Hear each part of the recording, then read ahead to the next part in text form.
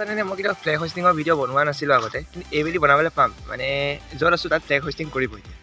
এইটোৱে হৈছে জেগাডোখৰি য'ত ফ্লেগ হোষ্টিং কৰিব। ধুনীয়াকৈ ৰং চং মাৰি চাফা কৰা আছে, আৰু এইটো হৈছে পাইপটো, ৰং চং মৰা আছে।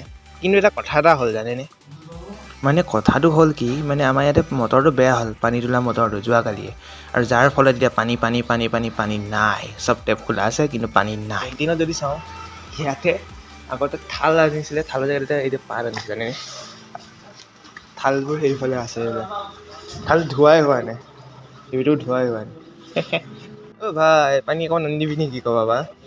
অ' তইও গুচি যাওঁ বোলে।